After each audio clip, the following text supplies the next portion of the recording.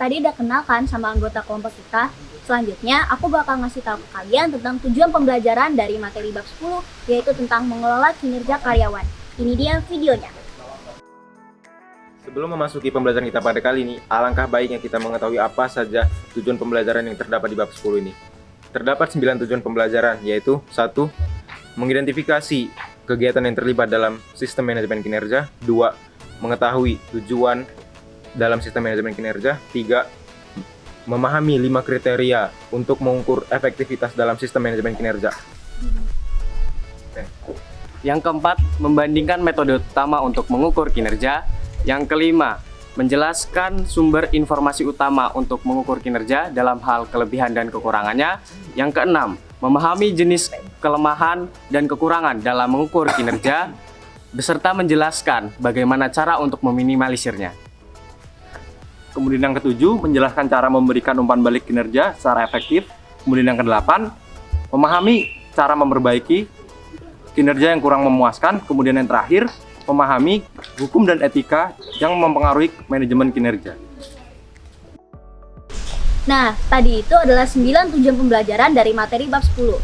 Selanjutnya, kita bakal ngejelasin masing-masing pembahasan dari materi bab ini. Yuk kita lihat videonya.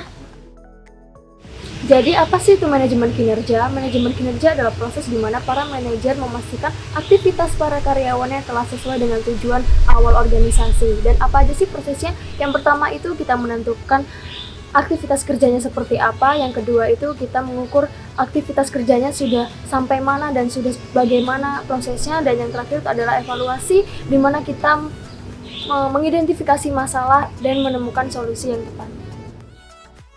Selanjutnya adalah tentang tujuan sistem manajemen kinerja. Yang pertama adalah tujuan strategis.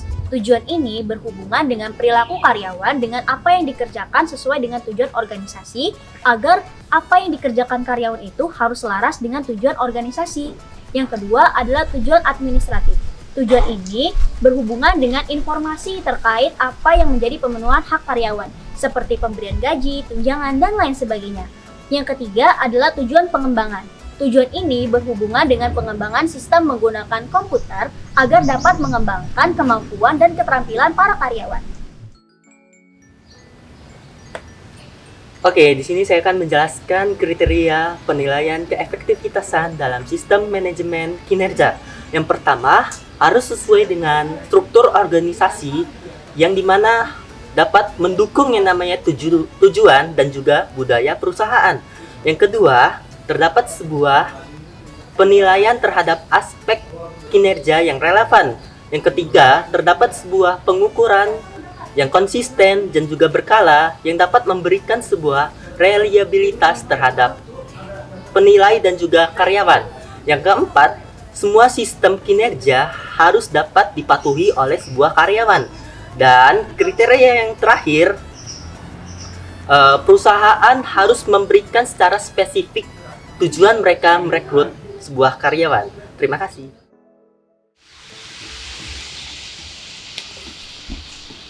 Ya, materi selanjutnya adalah metode pengukur kinerja.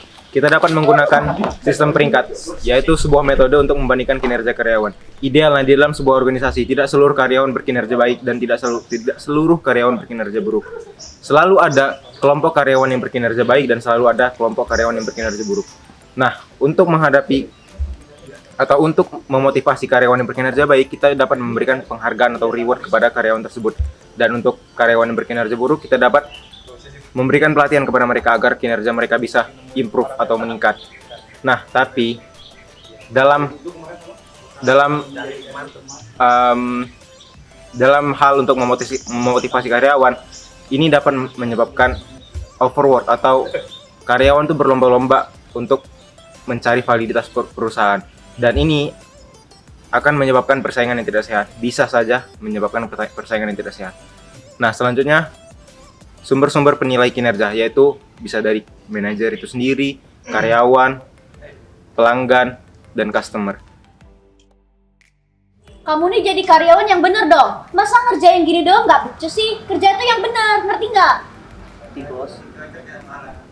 Nah, selanjutnya adalah kesalahan dalam pemeringkatan kinerja.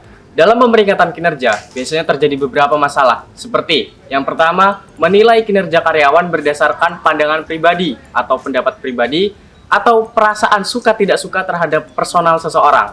Nah, penilaian kinerja ini seharusnya berdasarkan dengan apa yang karyawan lakukan atau sesuai dengan kenyataan yang terjadi, bukan berdasarkan pandangan pribadi secara subjektif ataupun secara perasaan.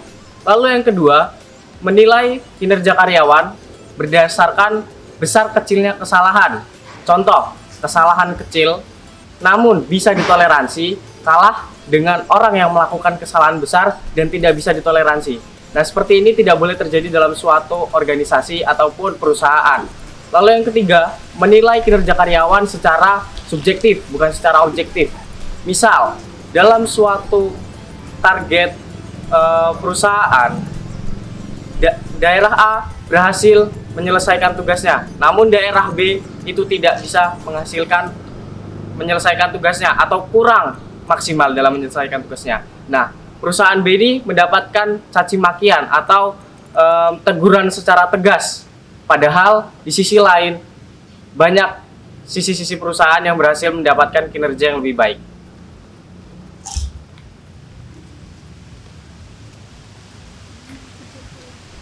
Nah, gak boleh kayak gitu dong. Seharusnya saudari sebagai penilai sadar juga bahwa menilai suatu kesalahan tidak boleh hanya berdasarkan suatu kesalahan tersebut, tetapi saudari juga harusnya melihat tentang keberhasilan juga. Siapa tahu orang yang ini berhasil pada banyak aspek kegiatan, mungkin juga memiliki kesalahan pada aspek kegiatan tersebut. Itu tugas saudari untuk menyelesaikan permasalahan tersebut. Ada 4 cara dalam memberikan umpan balik atau feedback kinerja kepada karyawan secara efektif. Yang pertama, jadwal pemberian umpan balik atau feedback seperti gaji, evaluasi, dan juga yang lainnya akan terjadwal secara teratur. Seperti di waktu tertentu, beberapa orang atau karyawan akan mendapatkan informasi mengenai gaji mereka maupun bagaimana kinerjanya di tempat mereka bekerja.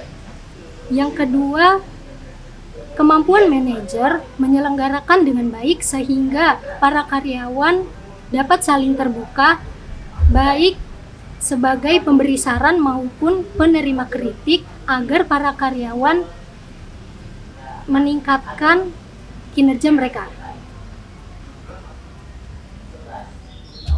Kemampuan manajer dalam memecahkan permasalahan yang didiskusikan dalam evaluasi dan mendorong karyawan untuk berpendapat.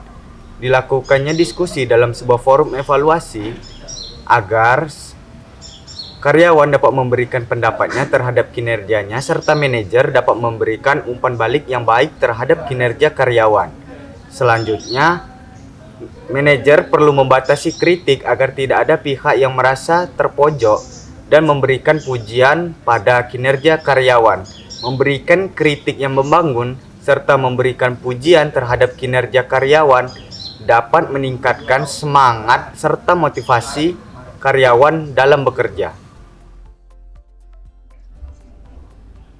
Cara untuk menghasilkan peningkatan dalam kinerja yang tidak memuaskan itu ada 5. Yang pertama, meningkatkan motivasi karyawan. Kedua, memberikan pelatihan dan bimbingan kepada karyawan. Ketiga, membicarakan masalah dan solusi saat evaluasi kinerja. Nah, kemudian yang keempat itu memahami karyawan secara mendalam, dan yang terakhir mempertimbangkan kembali posisi karyawan dan melakukan perubahan posisi yang lebih dikuasai oleh karyawan, atau apabila tidak bisa diselesaikan bisa melakukan pemecatan. Masalah hukum dan etika yang dapat memengaruhi kinerja. Yang pertama adalah masih banyaknya kasus diskriminasi, baik itu diskriminasi yang dilakukan oleh antar sesama karyawan maupun diskriminasi yang dilakukan oleh sang karyawan kepada sang manajer. Lalu juga masih banyak pemecatan oleh manajer yang tidak masuk akal, yang menggunakan alasan-alasan yang kurang relevan dan tidak dapat diterima oleh sang karyawan. Lalu masalah yang kedua adalah masalah terkait pengukuran kinerja, yaitu masih banyak manajer yang mengukur kinerja sang karyawan berdasarkan kekerabatan. Harusnya sang manajer mengukur kinerja karyawan berdasarkan hasil kinerja karyawan tersebut. Jangan berfokus pada kinerja buruk karyawan, karena Karena perlu juga pembinaan dari manajer agar kinerja karyawan dapat diperbaiki. Yang keempat adalah menjaga rahasia data kinerja karyawan. Jadi, kesimpulan yang kita dapat dari materi ini yaitu bagaimana sih cara kita menjadi manajer yang memahami kinerja karyawan dengan cara menentukan, mengukur, dan juga mengevaluasi para kinerja karyawan, serta mengidentifikasi masalah apa yang terjadi di organisasi ini, serta memberikan solusinya. Dan juga tidak lupa kita bagaimana sih cara manajer itu untuk mempertahankan karyawannya, yaitu dengan cara memberikan reward. Jadi itu kesimpulannya. Rolling, action. Ya, sebelum memasuki pertama untuk mengukur kinerja, 5. Menjelaskan sumber utama.